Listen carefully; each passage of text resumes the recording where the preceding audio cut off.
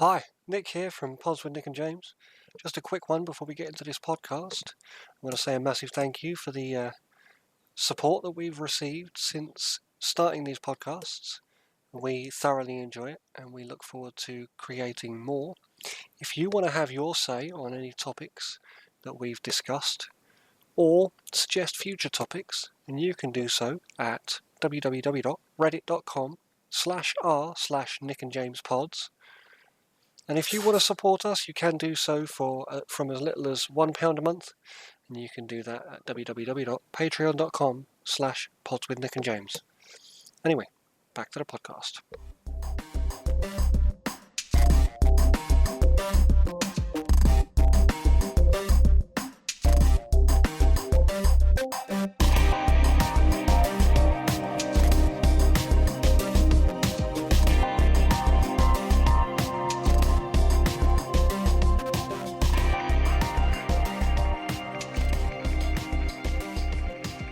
Welcome back to Pods with Nick and James. It's been a while since we've done our last one, so any of our dedicated fans out there, thank you very much for your patience, and hope you enjoy it this week.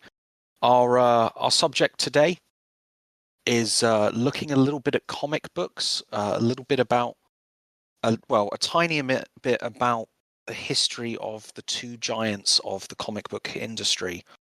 I myself will be talking a little bit about DC Comics, although they've had a number of names over the years, and my the main host Nick shall be talking about. Tell them what you're going to be talking about, Nick. We're going to be talking about Marvel and, of course, the many different renditions therein.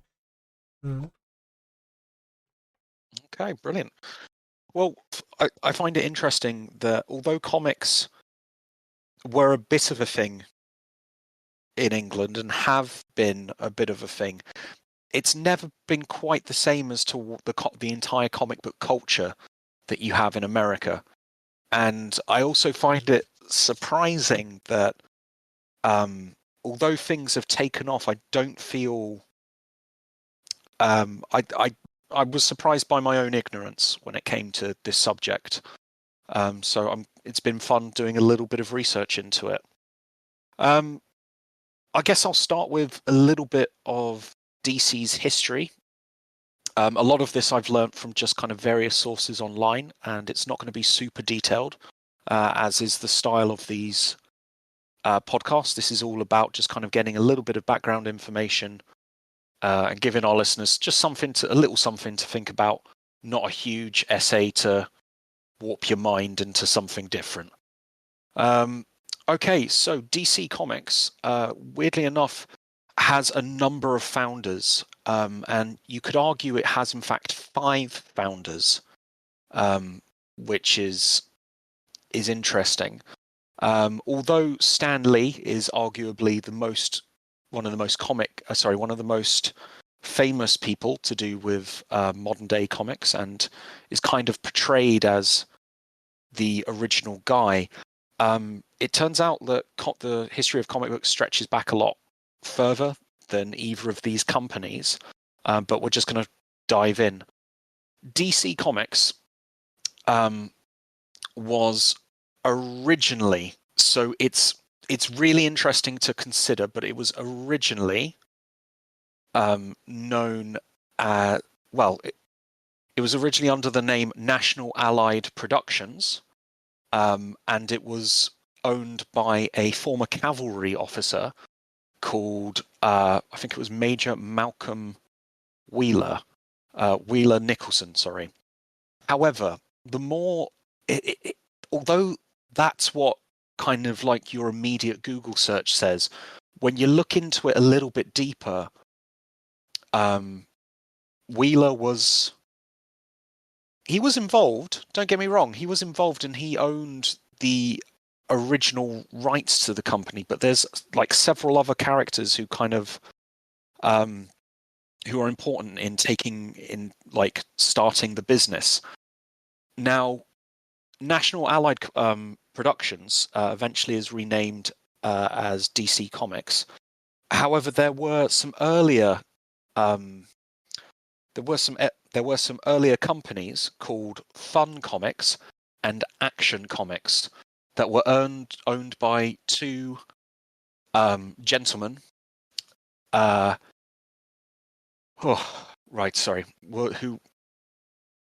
was owned by two guys called Jack and Harry.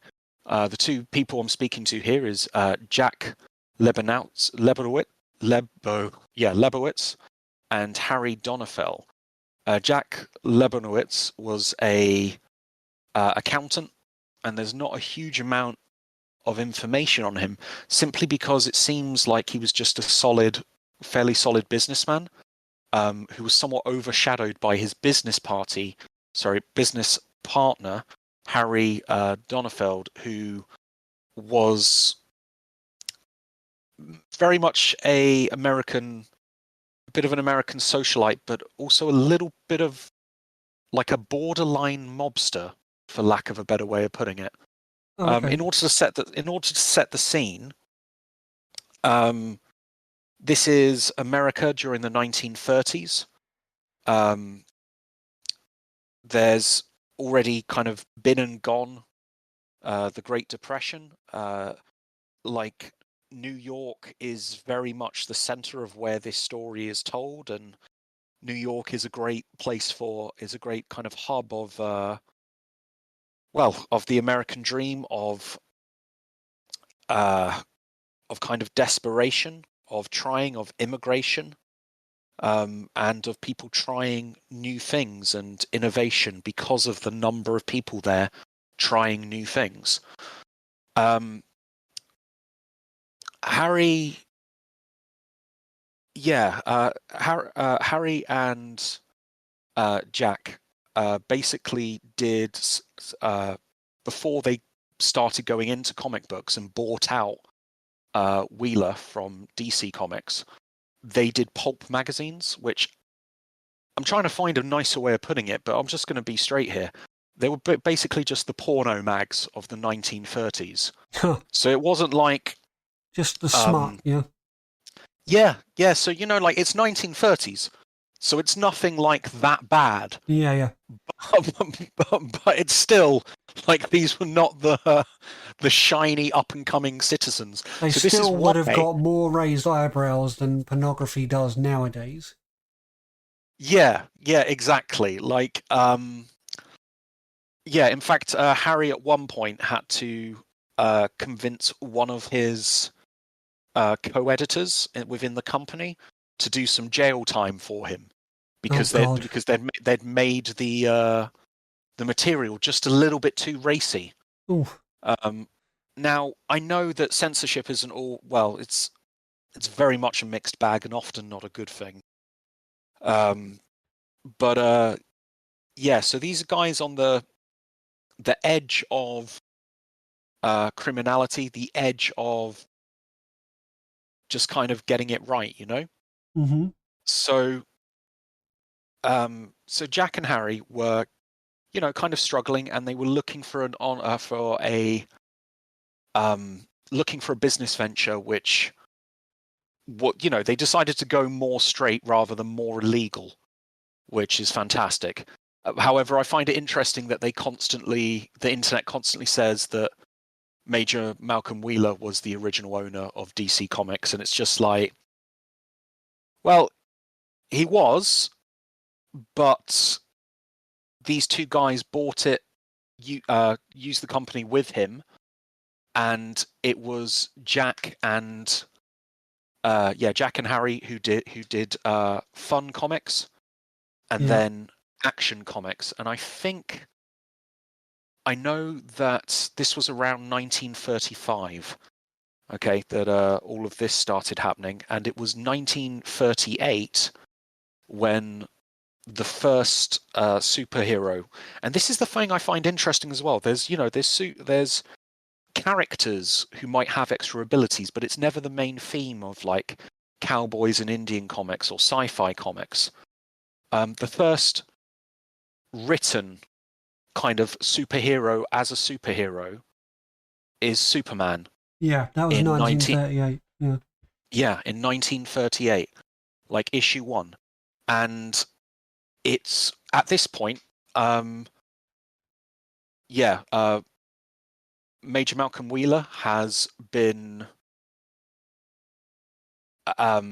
bought out of his company. I'm not sure if he's still around.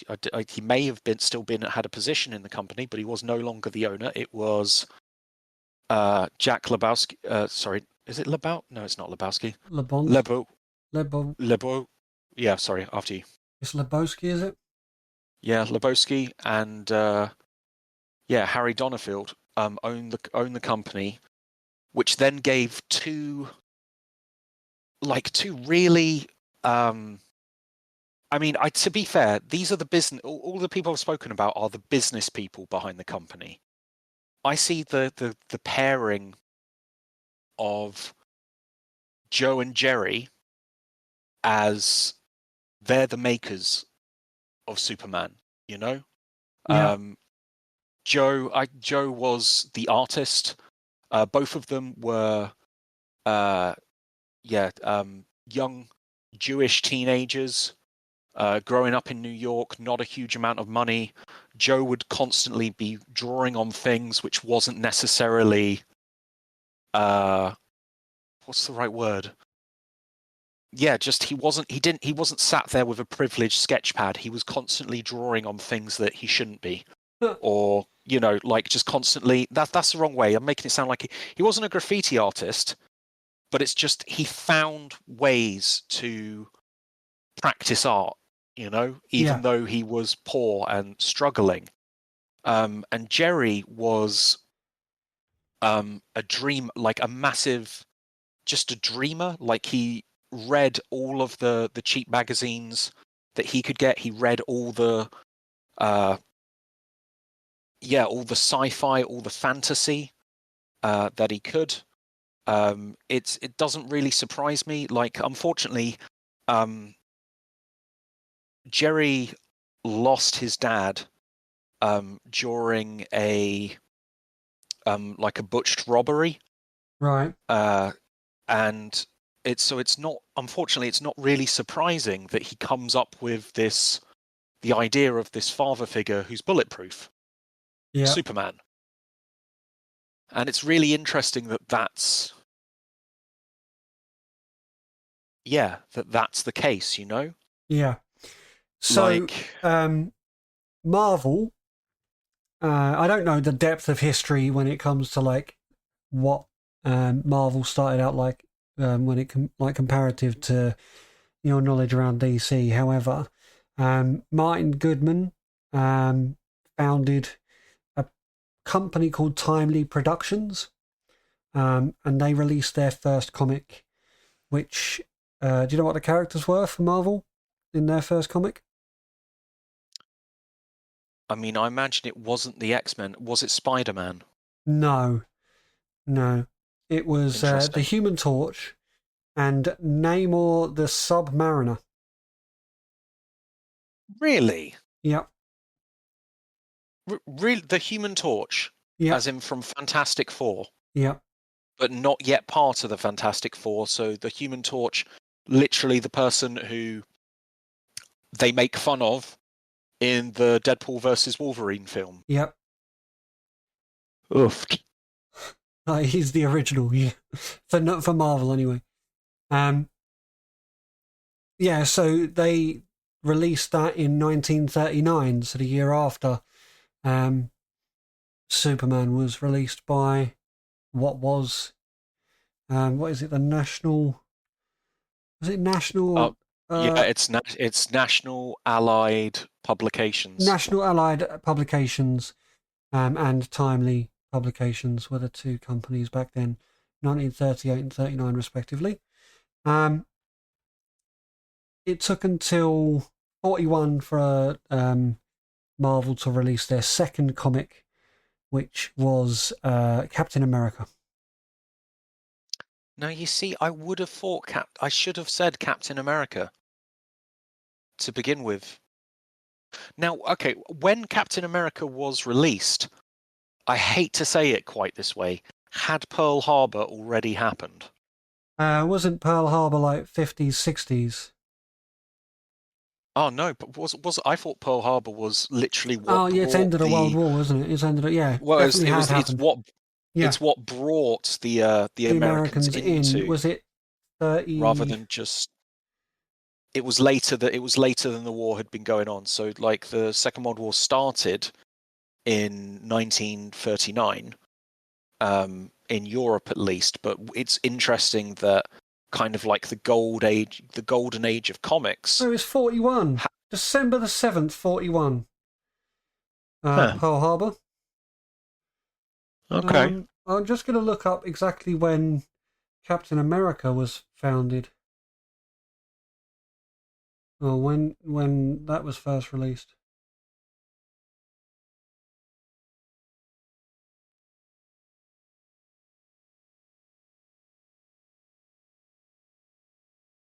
Uh, or yeah, December 20th, 1940.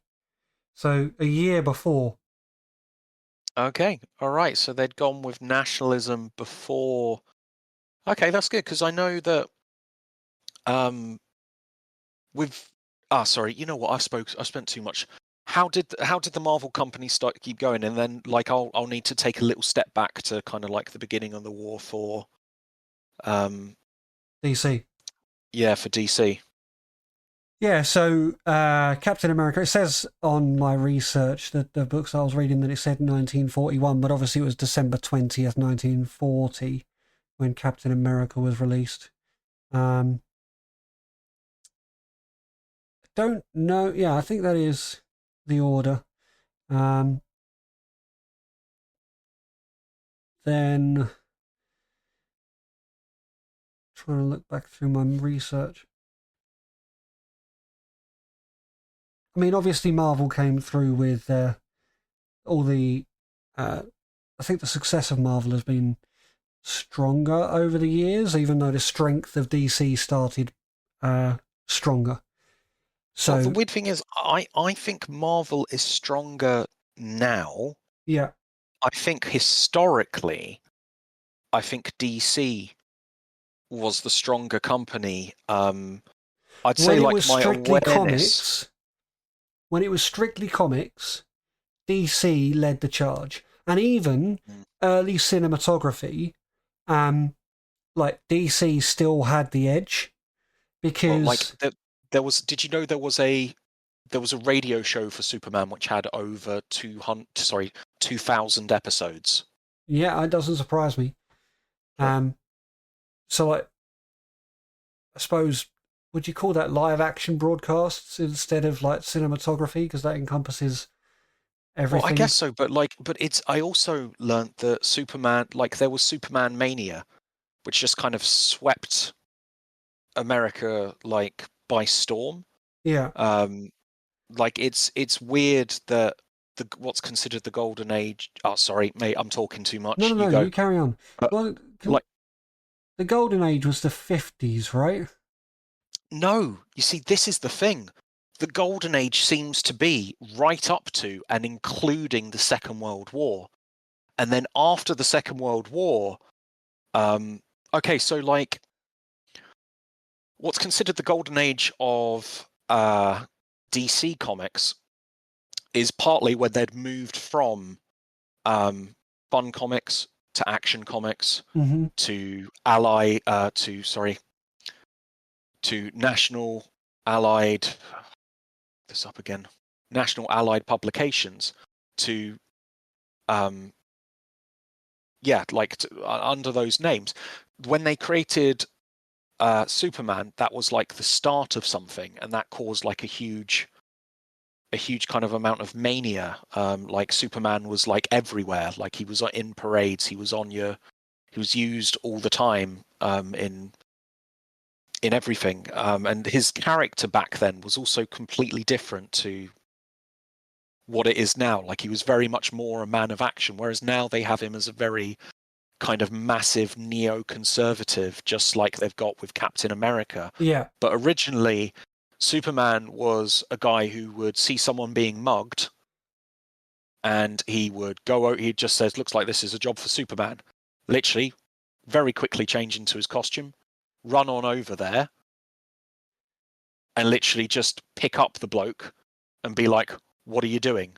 Yeah. Or in the very first like live action film, which was like black and white, you'd literally have Superman just saying, "You're one of these. Well, you're one of the people who makes it difficult for people to understand each other. You knew what was going to happen, but I'm afraid this is just going to be a bunch of trouble." Like, I don't know. It's they've got him breaking through walls, not caring about property damage, not caring about any of that, and he's just constantly fighting on the side of the underdog.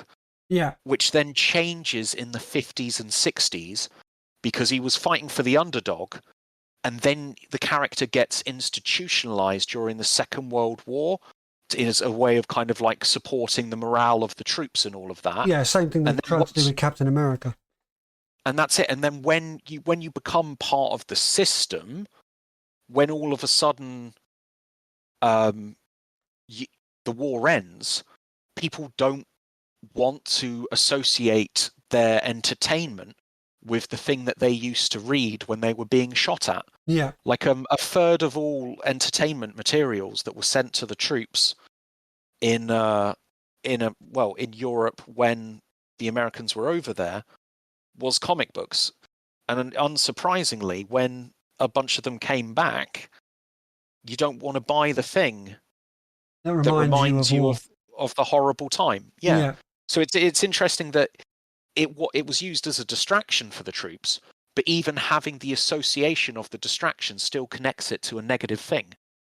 But sorry, anyway, back to the golden era of DC Comics was considered to be after Batman was made and after Wonder Woman was made. And I found it really interesting So that what the was guy your who what time period was that? When was Batman and Wonder Woman added to the universe? right before like so around the same time as Captain America. America. I think it was like 1 year later for Batman, Yeah. and then another year for Wonder Woman.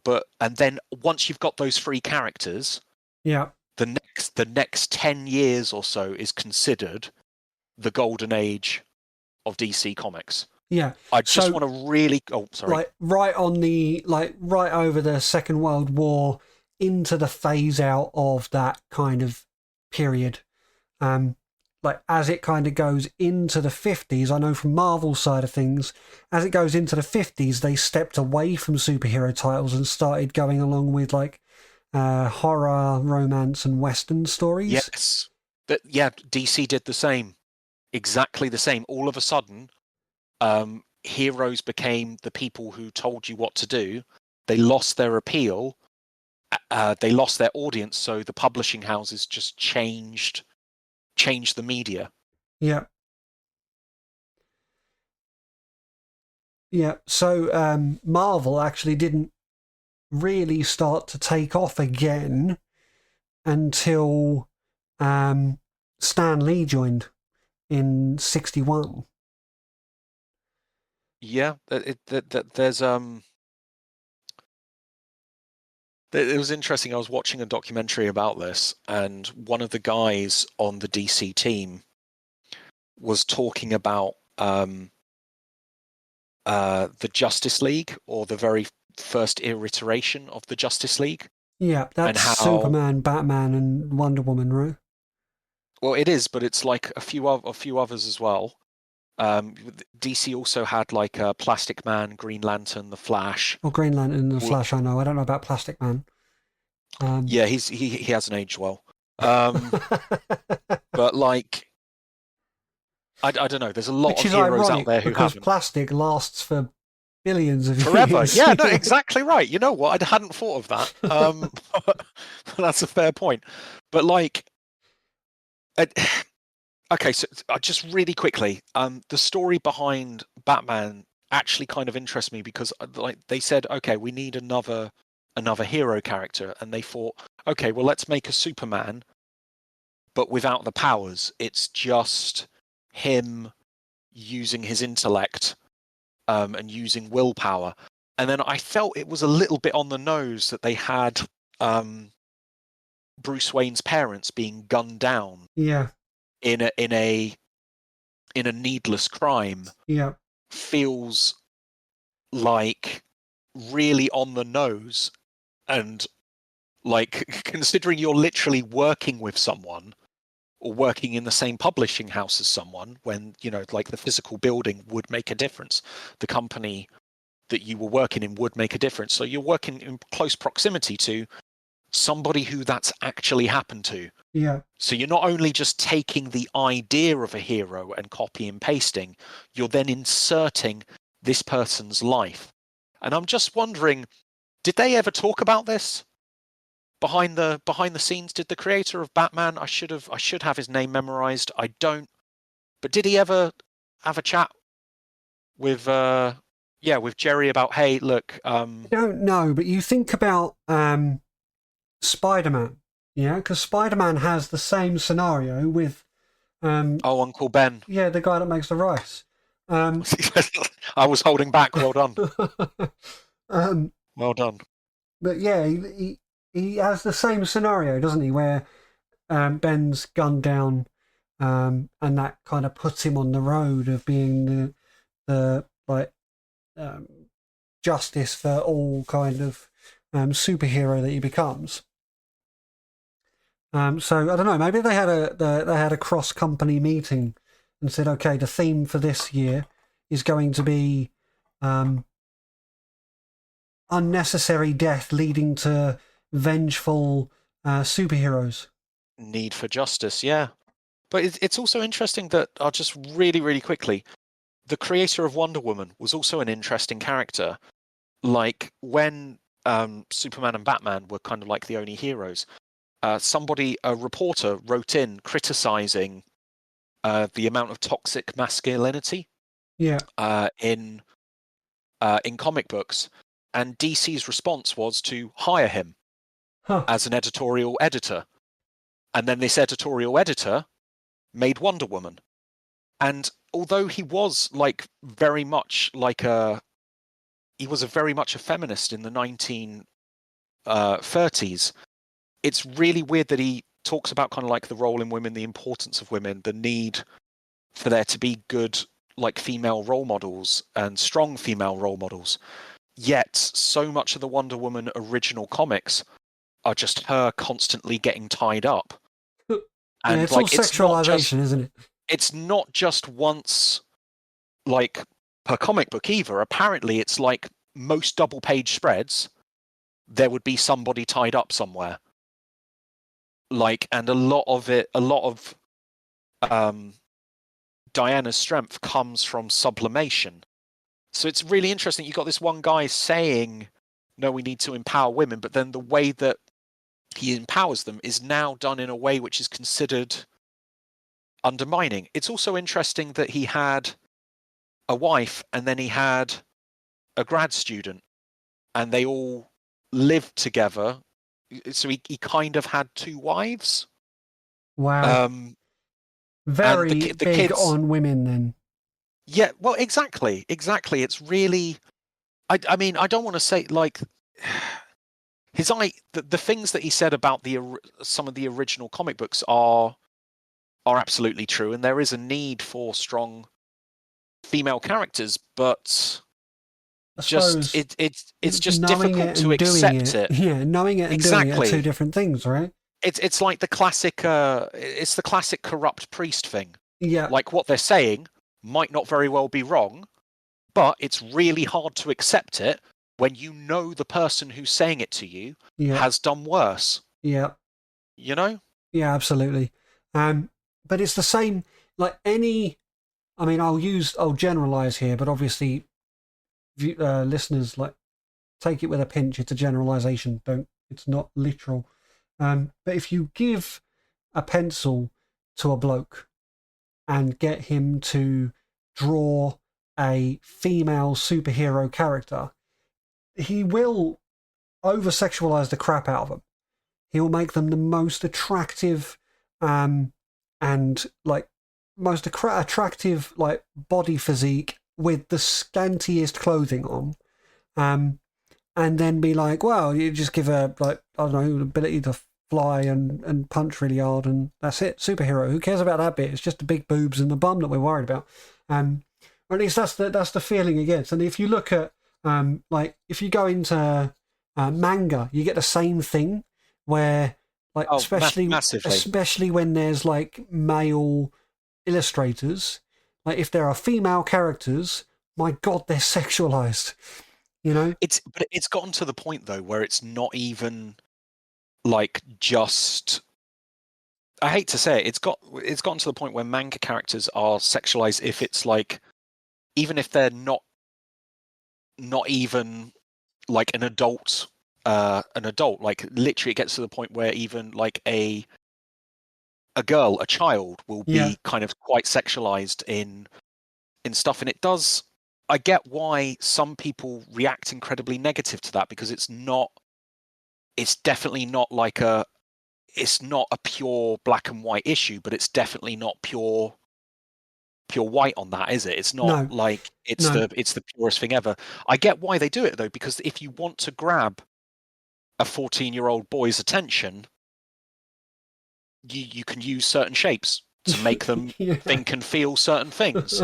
And so, illustrators will do that. It's not even just like it's not even just like manga and things that have done that. You look at Pokemon. There are some female Pokemon that are sexualized, and you're like, that's like having a crush on your dog. Like, come on. That's not right. Why are you doing this? Yeah. But it's literally just because the imagery just grabs the attention, and you're like, oh, okay, I quite like this one. I don't really know why I like this Pokemon. Yeah, but then you do your best not to ask why you like that one. Yeah, exactly. Because you don't like the answers when your mind generates them. But anyway, sorry. Right, moving swiftly on. Golden Age of comics was late 1930s, like in the 1940s, and then you had all of the service, like all of the people doing the servicemen. There was even a comic book about how Superman would end World War II. Yeah, and it was literally you just go grab Hitler, Stalin, bring them before the world court. But yeah, like, and obviously they didn't over focus on that because ultimately there wasn't a Superman to end that war, and there wasn't any quick solutions to that conflict. But it's interesting how there was a slump in the 50s where they tried to, what's the right word? Like they really kind of turned down the creativity and really censored themselves. Yeah. I think they were trying to give the general public more of a sense of normality and move away from that. I suppose it's what people wanted at that time. They didn't want it, like you mentioned earlier, they didn't want the constant reminder of conflict. Like they just had that for 10 years or more. So it's quite common for like over justification or overreactions to be taken. Hello? Can you still hear me?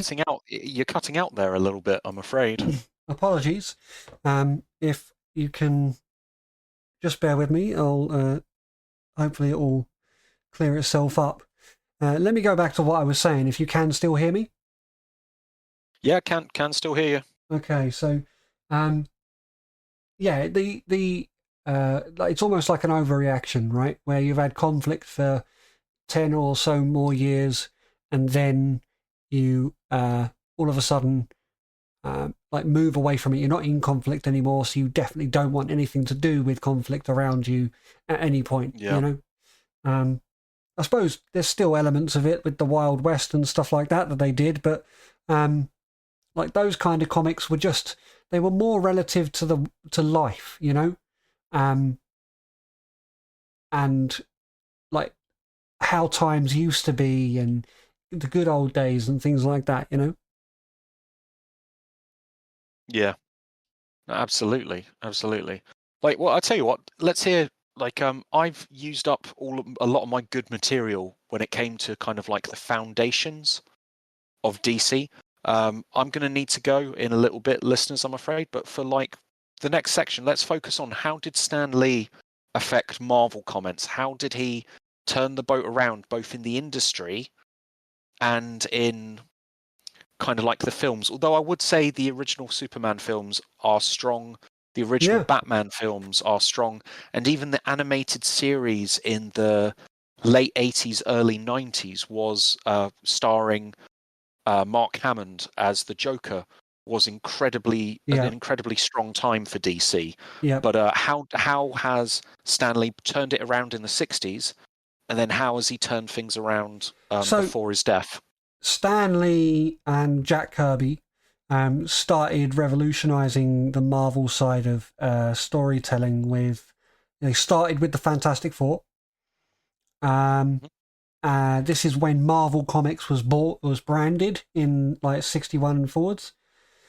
So Fantastic Four was started, then Spider-Man, then Hulk, Iron Man, Thor, X-Men, Avengers, Doctor Strange. That was all between like 61 when Marvel Comics was started and 63 when Doctor Strange was released. And those comics carried on. They shared a universe. They all they all fought justice in the same world.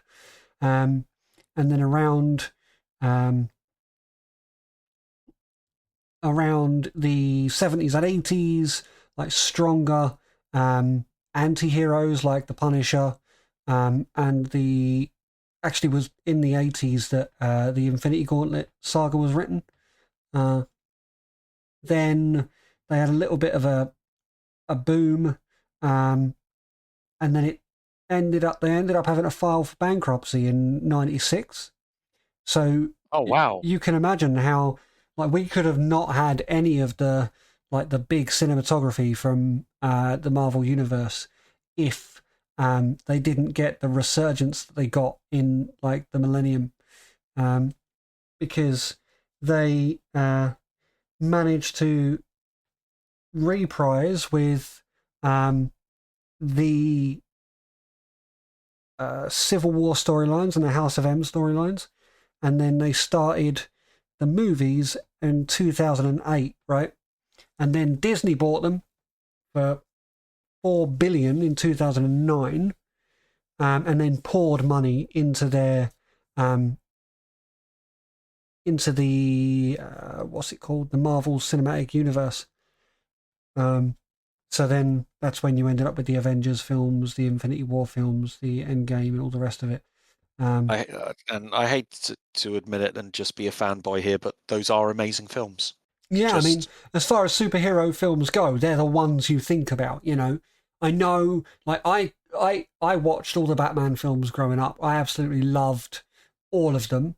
I've watched all the Superman movies. I used to watch the Superman TV show that was on a Sunday, I believe it was, with my mum. I used to watch that. I think it was the same Superman TV show that was out in the 60s or 70s. Proper old productions. Well, I know there was one that was in the 90s where Lois Lane was then in Desperate Housewives. Yeah. Yeah, or like actually the actress who played Lois Lane was then one of the Bond girls in, is it Tomorrow Never Dies? You know, it doesn't matter. Sorry, keep going. I don't mean to interrupt your flow. It's all good. It was, I think it was Roger Moore, wasn't it? That was Superman. Was it Roger Moore, or was it the guy that fell off the horse? I can't remember his name. It was Christopher. Christopher Reed. Christopher Reed, and it is a shame because I'll be honest with you, even in the interviews, actually comes across as a reasonably nice bloke. Yeah, but it's like, is it Henry Cavill, that does The Witcher? If you talk to him in person, or not that I've actually spoken to him in person, but you see him in interviews and that, he's such a realist, and it's really nice to talk to people like that. I get the same kind of vibe when like watching interviews with Christopher Reed, like down to earth, level headed, not arrogant at all, completely just a real human being, if you know what I mean. Person, yeah. Yeah. So I get what you're saying there, because I think the same when it comes to like Henry Cavill. No, that's fine. So what I'm hearing is like although he wasn't one of the founders of Marvel, he wasn't he wasn't the founder of Marvel. He wasn't the founder of the superhero genre, but he has made the most number of successful, consistent characters which have survived through the ages with multiple retellings. Yeah. Yeah. So Stan Lee obviously was involved in so much of the, like, you list superheroes and 90% of them have had input from Stan Lee to be able to create, and drive the story forward. I didn't actually know that the Infinity Saga, like the Thanos stuff, like that was written back in the 80s, the 70s and 80s. It's just, I genuinely thought Disney had got hold of Marvel and gone, oh, we'll put this crazy story together. But no. They just made films of the comics that were out like decades before. Oh, so it's literally all been done before. Yeah. I mean, don't get me wrong, the films are incredible and it's such an awesome story.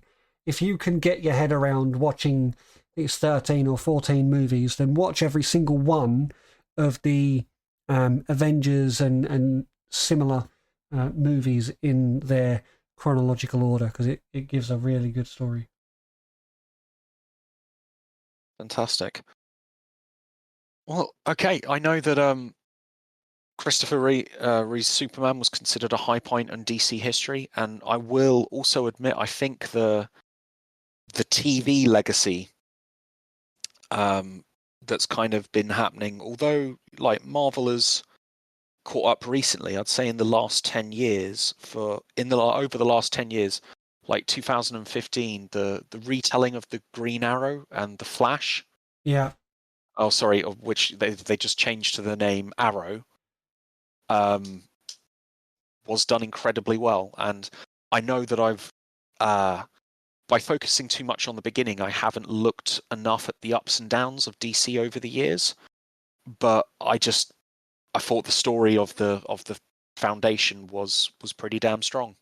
Yeah, I mean it's pretty different to the story of the foundation of Marvel, anyway. Like when it comes down to it, just before we go and stuff, are you Marvel or are you DC? And has the research you've done in this changed your opinion?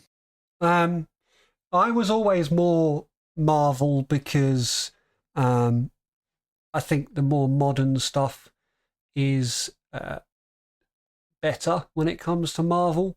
However, you've got to give respect to DC for their hand in crafting the superhero genre over the best part of 80 years. Yeah, absolutely. Like if both of us are lucky, we'll probably be alive to see the 100th year. Yeah, or the 100th pretty centenary. incredible. Pretty incredible. Especially considering how many young people are engaged in the storylines nowadays. That's it. Absolutely. All right, cool. Well, I hope our listeners will forgive me, but I've got to disappear. So I hope you've enjoyed listening to me and Nick talk a little bit about the history of comic books, or at least the history of these two companies, which arguably there is a lot outside of them. And I don't mean to minimize that, but the superhero genre, if you think comic books, you generally will think superheroes. And if you think superheroes, nowadays you will think movies. But before the movies, there were the comic books. All right. Are there any key points that you want to cover with the material that you've researched? I think I've covered everything that I had. It was a nice, easy, casual topic to get back into. I know it's been a little while since we last did one, but a nice, not so serious, casual topic that we can just have a chat over. It was really nice catching up, and it was really nice talking to the listeners. I All right. hope to speak to you again soon. Hi. Speak to you again soon, and yeah, hope you're all doing well, listeners. Bye.